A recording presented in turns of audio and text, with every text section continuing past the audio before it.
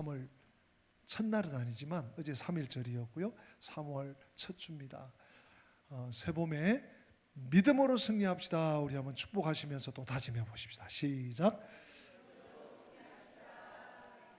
네, 좌우로 앞뒤로 네, 승리하시기 바랍니다. 네, 저도 승리했으면 좋겠습니다.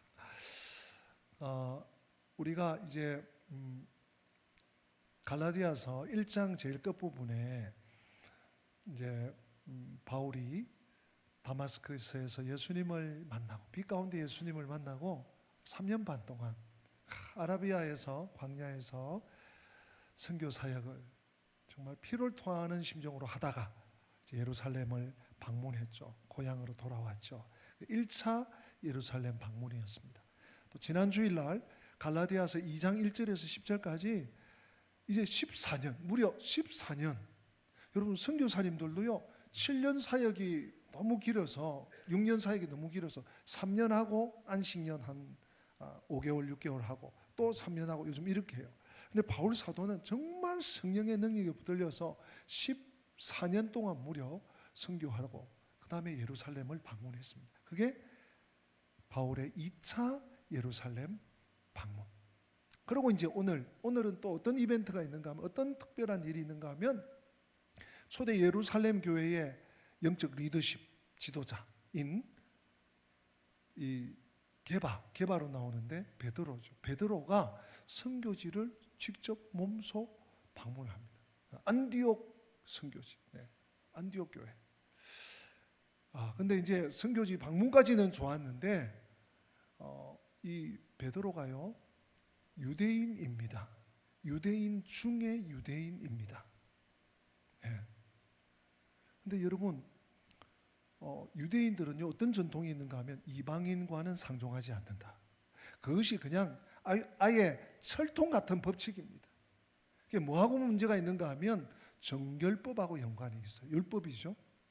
정결. 하나님께서 너는 내 앞에 완전하여 거룩하라 하셨는데 저 부정한 이방인과 교제하고 이방인과 밥 먹고 이방인과 악수하면 정결의 문제가 생기는 거예요. 정결의 문제가 생기면 거룩이 훼손되어서 하나님께 나아갈 수가 없는 문제가 생기는 이 율법적인 문제 때문에 이방인을 상종하지 않았습니다. 그런데 베드로가요 그 인생에 특별한 은혜가 있었습니다. 특별한 환상을 보았습니다. 사도행전 10장에 보면 이 사건이 전모가 나오는데 제가 간략하게 말씀을 드리면 베드로가 이제 막 이곳저곳에서 복음을 전하다가 욥바항이라는 곳을 갔습니다. 욥바에 있는 무두장이 오늘날로 치면 가죽 세공업자입니다. 가죽으로 뭘 이렇게 잘라서 뭘 만들고 기술자죠. 그 무두장이 집 욥바에 있는 그 집에 머무르고 있는데 하나님께서 정말 깜짝 놀랄 기겁할 환상을 보여주셨어요. 그 환상을 통해서 베드로가요 완전 뒤집어집니다. 뒤집어져. 그 내용을 성경 본문을 잠깐 한번 띄워드릴 테니까 제가 빨리 한번 읽어보겠습니다. 우리 시간 관계상 제가 읽어 내려갈 테니까 여러분들은 그냥 눈으로만 한번 확인해 주십시오. 사도행전 10장 9절부터 16절인데요. 제가 쭉 그냥 빨리 읽겠습니다. 여러분 눈으로 보십시오. 이튿날 베드로가 그 욥바에 있는 무두장이 집에서 이런 일이 있습니다. 이튿날 그들이 길을 가다가 그 성에 가까이 갔을 그때에 베드로가 기도하려고 지붕에 올라가니 그 시각은 제6시더라. 그가 시장하여 먹고자 하매 사람들이 준비할 때에 황홀한 중에 하늘이 열리며 한 그릇이 내려오는 것을 보니 큰 보자기 같고 내 귀를 메어 땅에 들이웠더라. 그 안에는 땅에 있는 각종 네 발 가진 짐승과 기는 것과 공중에 나는 것들이 있더라. 또 소리가 있으되 베드로야 일어나 잡아먹으라 하거늘 베드로가 이르되 주여 그럴 수 없나이다. 속되고 깨끗하지 아니한 것을 내가 결코 먹지 아니하였나이다. 또 두 번째 소리가 있으되 하나님께서 깨끗하게 하신 것을 네가 속되다 하지 말라 하더라. 우리 16절 같이 읽어보십시다. 시작. 이런 일이 세 번 있은 후 그 그릇이 곧 하늘로 올려져 가니라. 아멘. 여러분 이거 범상치 않는 환상 아니겠습니까? 그것도 하늘에서 보자기에 뭐가 이렇게 내려와서 짐승이야, 보니까 고기야.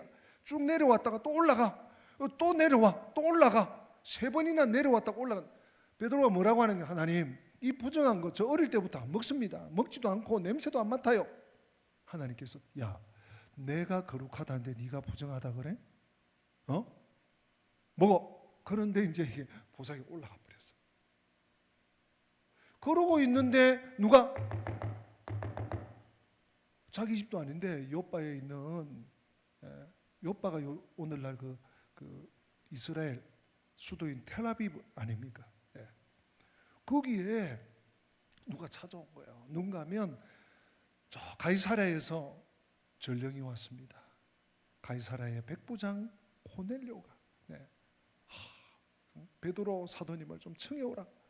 하나님께서 보여주신 이상이, 환상이 이거구나 하는 것을 깨닫고 의심 없이 갑니다. 가서 고넬료의 집에 뭐 몇 대가 모여 있는 거예요. 사람들이 막 1대, 2대, 3대, 자녀들, 자손들까지 다 모여서 베드로 사도의 신방을 기다리고 있어요.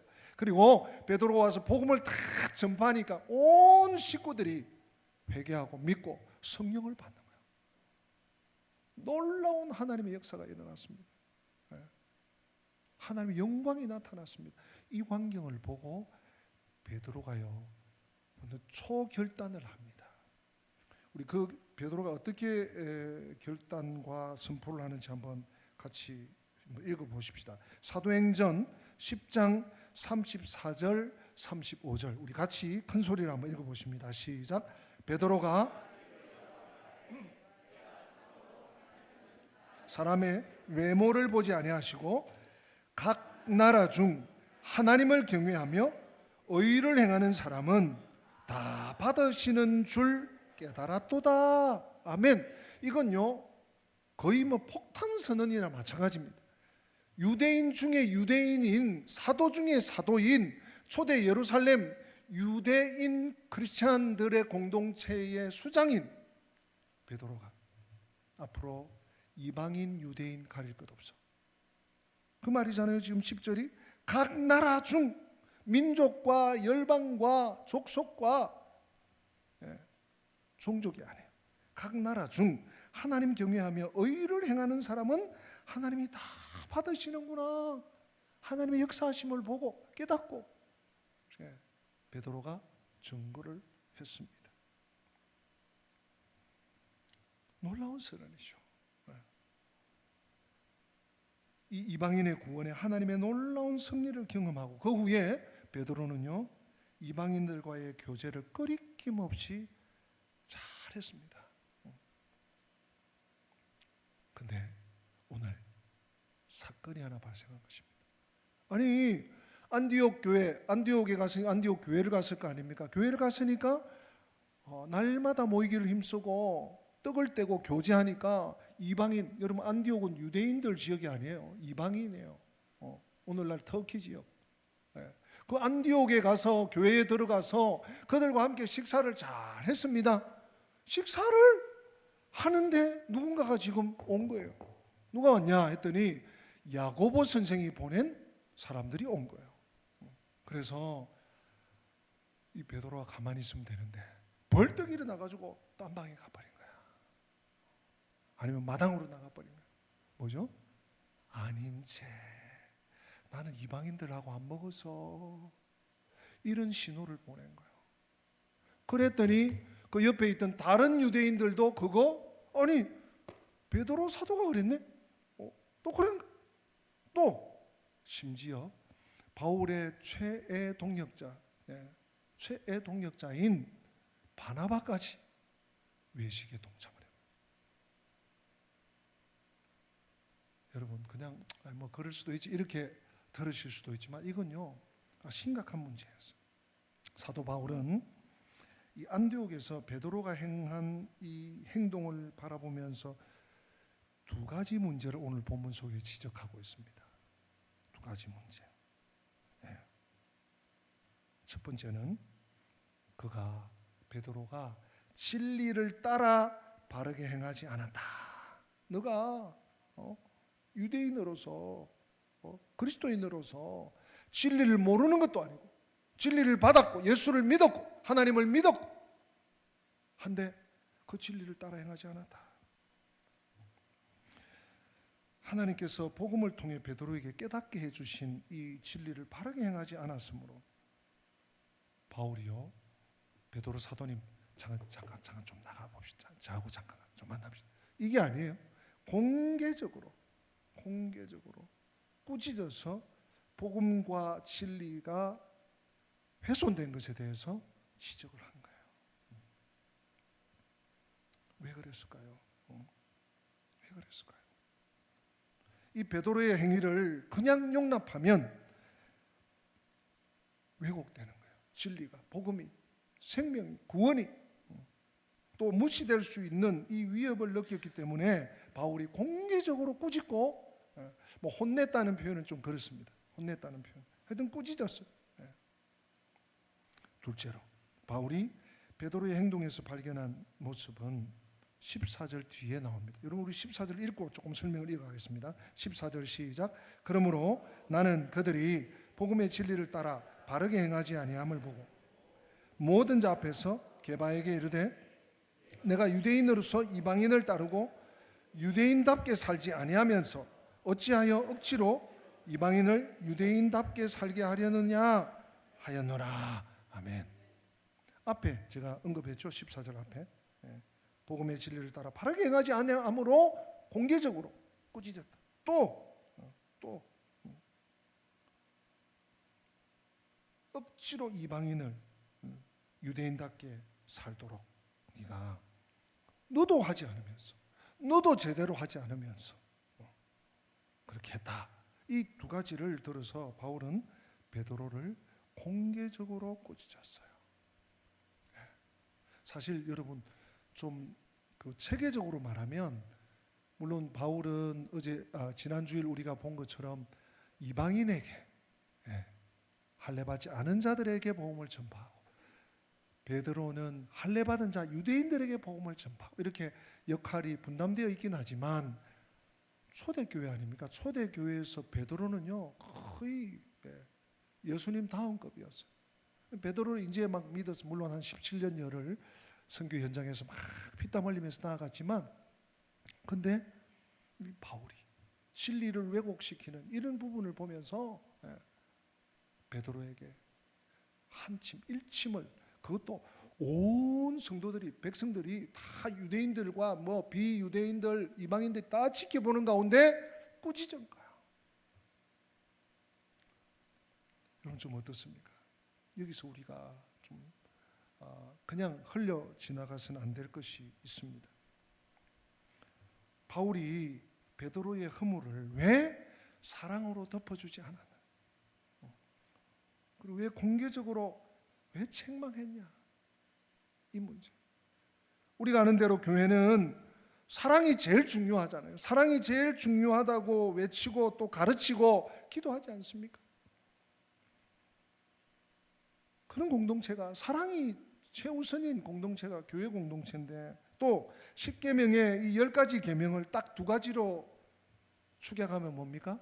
위로는 하나님 사랑, 또 옆으로는 이웃 사랑, 하나님 사랑과 이웃 사랑. 하나님 사랑, 이웃 사랑을 합치면 사랑. 교회는 사랑의 공동체잖아요.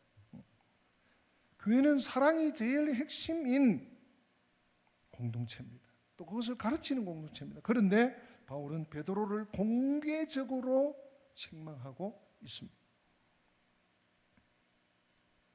성도 여러분 기억하십시오. 사랑은 중요합니다. 사랑은 핵심 가치입니다. 그러나 사랑은 이 사랑, 성경적인 사랑, 하나님이 우리에게 가르치시는 사랑은 우리가 흔히 생각하는 것 같이 좋은 게 좋은 거야. 뭐 그 문제 삼을 일이 있나? 그냥 그럭저럭 가지. 이게 아니에요. 큰 소란 일으키지 않고 그냥 같이 묻어가는 것이 사랑이 결코 아닙니다. 성도 여러분 기억해야 됩니다. 복음이 가르치는 사랑은 목에 칼이 들어와도 포기할 수 없는 진리를 가진 사랑이에요. 그냥 좋은 게 좋고 뭐 그 나물에 그 밥이고 뭐 다 별 사람 있나? 그 사랑이 아니에요. 하나님의 분명한 진리, 생명 주신, 우리를 구원하신, 믿음으로 구원 얻게 하신 그 진리를 가진 사람, 그 진리를 왜곡하고 그 진리를 훼손하고 그 진리를 떨어뜨리고 하는 것을 그냥 지나간다? 사랑이 아닙니다. 네. 베드로는 복음의 진리를 따라 바르게 행하지 않았습니다. 적어도 이 문제에 있어서 안디옥 교회에서 식사하다가 휙 나가버리고 외식한 문제. 여러분, 여기서 14절 전반부에 나오는 복음의 진리를 따라 바르게 행하지 아니했다를 직역하면, 원문을 직역하면 이런 뜻입니다. 복음과 함께 똑바로 걷지 않았다.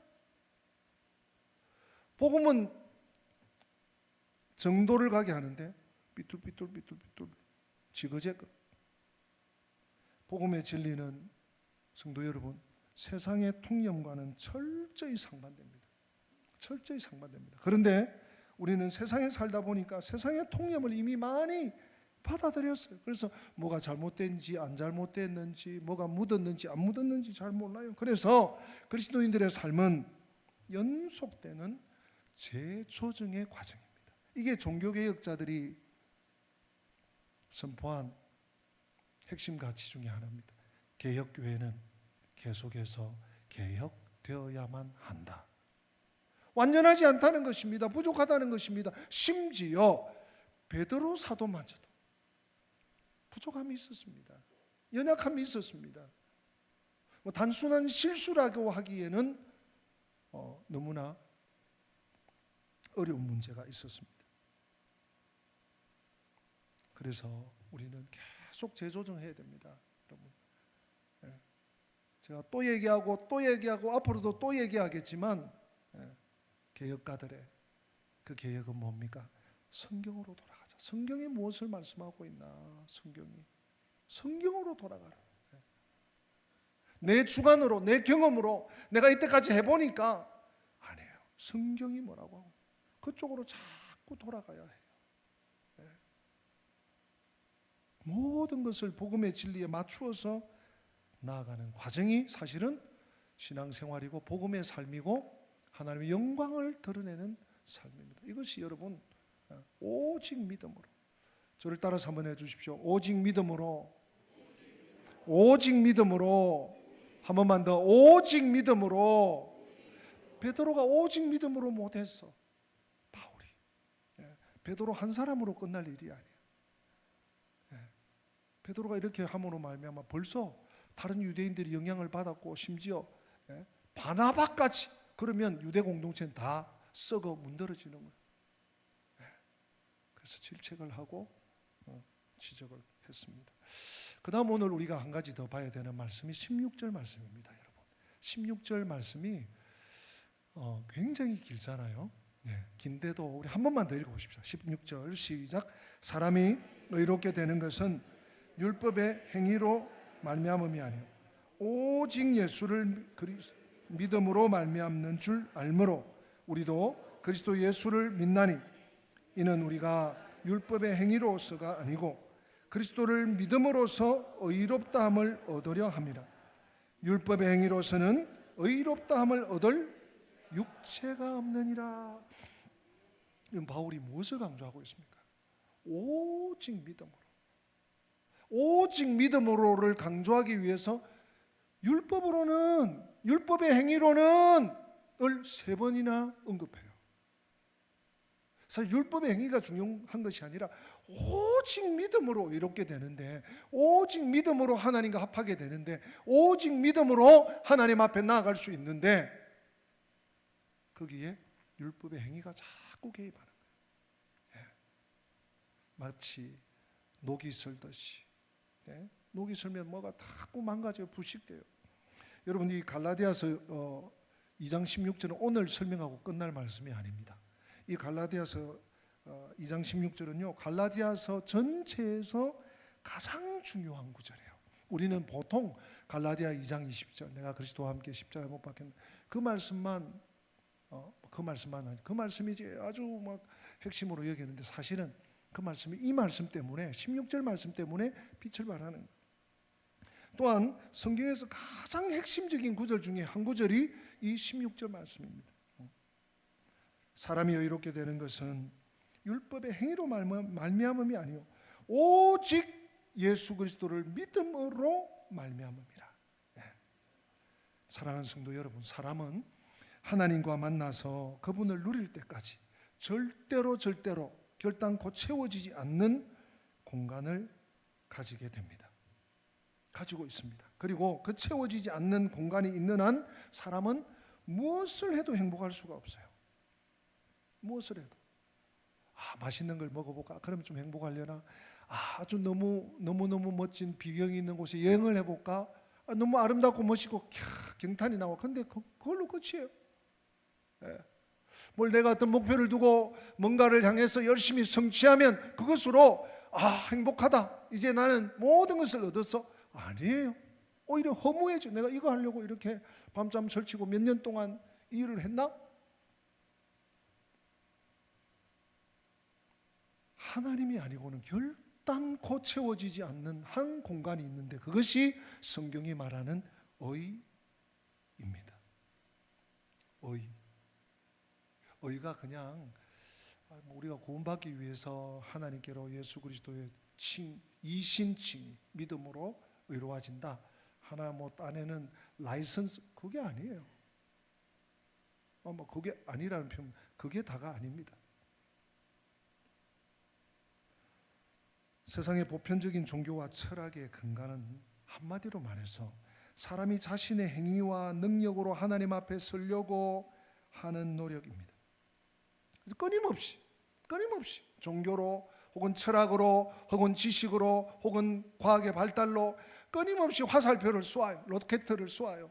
하나님께 이르기 위해서. 근데 결코 이루어질 수가 없습니다. 이것은 세상에 있는 종교, 철학, 도덕의 공통점이기도 합니다. 인간의 힘과 지혜와 노력으로 하나님 앞에 자기를 의롭게 세우고 싶어 합니다. 누구나. 내가 그래도 주 사람보다는 낫잖아요.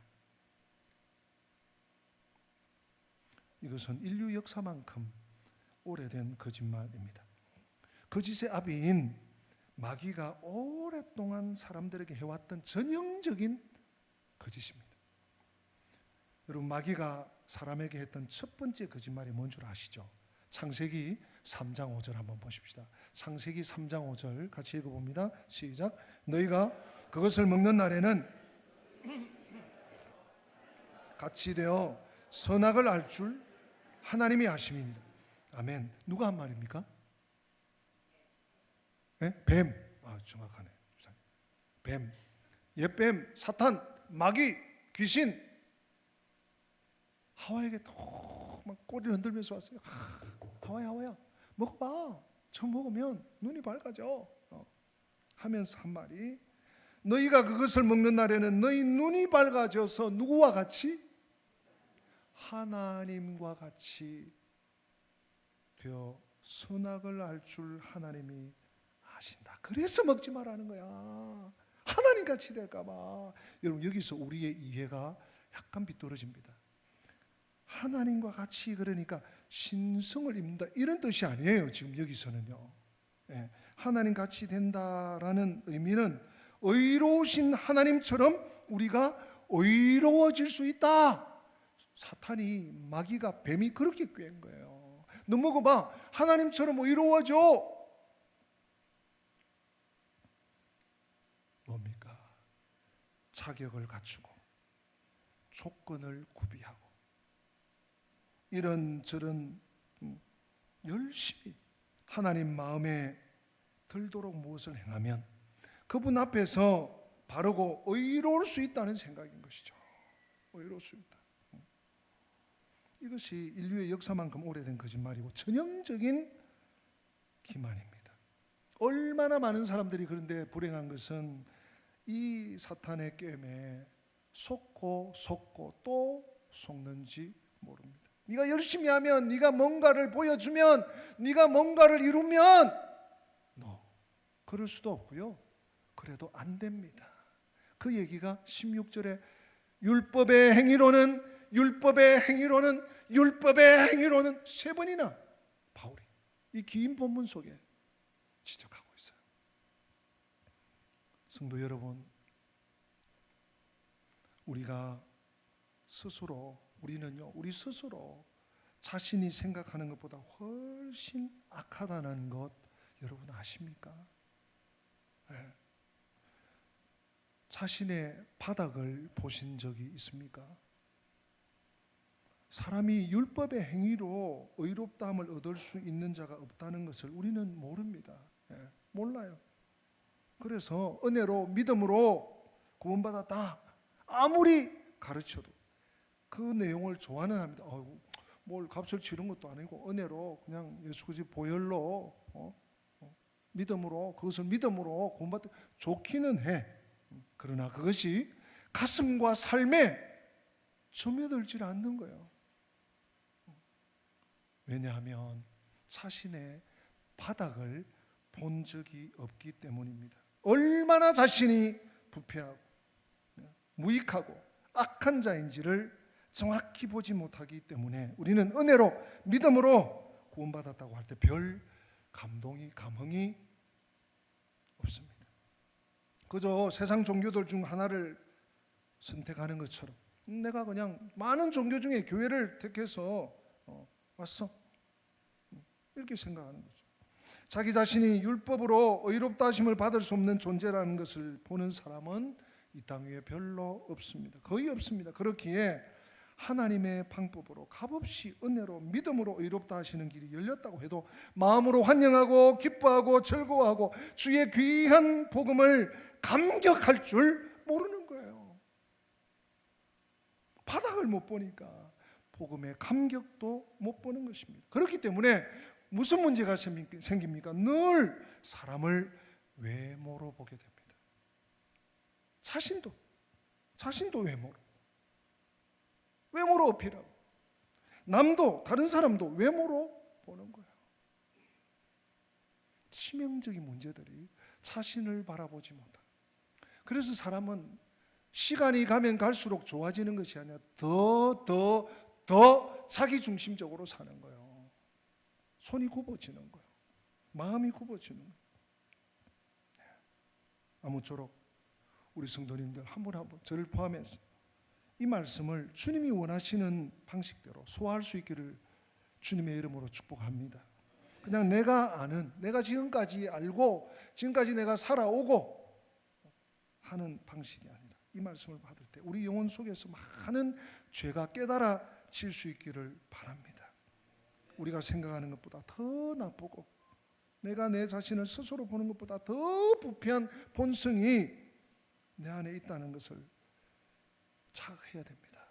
칼빈 선생의 말처럼 우리는 전적으로 타락한 존재예요. 그래서 전적으로 무능한 인생들이에요.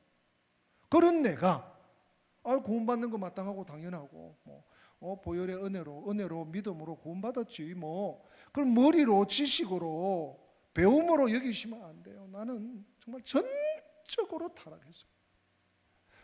세포 하나하나까지 다 타락했어요. 그래서 전적으로 하나님의 은혜의 믿음으로 나아갈 수 없는 존재인데 예수 그리스도의 보혈을 믿음으로, 오직 믿음으로 구원받고 하나님 자녀되고 하나님이 기뻐하시는 삶을 살 수 있는 존재가 된 것입니다. 우리 그렇게 회복돼야 됩니다. 그런 은혜가, 그런 하나님의 놀라운 성령의 감동하심이 우리 갈라디아서를 상고하는 내내 우리 각 심령마다 설교하는 저에게도 넘쳐나시기를 주님의 이름으로 축복합니다. 다 함께 기립하겠습니다. 네, 혹시 몸이 불편하신 분은 앉아 계셔도 되겠습니다. 내가 주인 삼은 모든 것 내려놓고 이 말씀을 마음에 올리면서 찬양하겠습니다.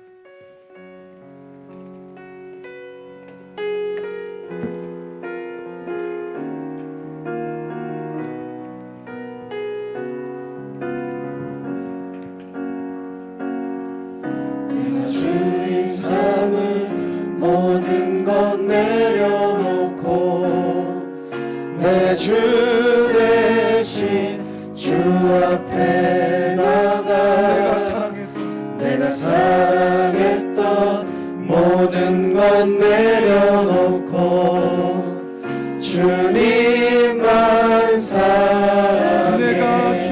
삼은 모든 것 내려놓으십시다. 내가 주인 삼은 모든 것 내려놓고 내 주 대신 주 앞에 나가 내가 사랑했던 모든 것 내려놓고 주님만 사랑해. 주 사랑 거친 풍랑에도 깊은 바다처럼 나를 잠잠케 해. 주 사랑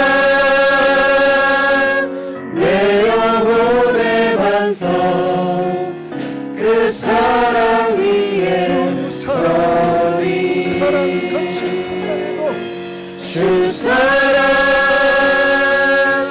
거친 풍랑에도 깊은 바다처럼 나를 잠잠케 해. 주 사랑 내 영혼의 반석 그 사랑 위에 서리.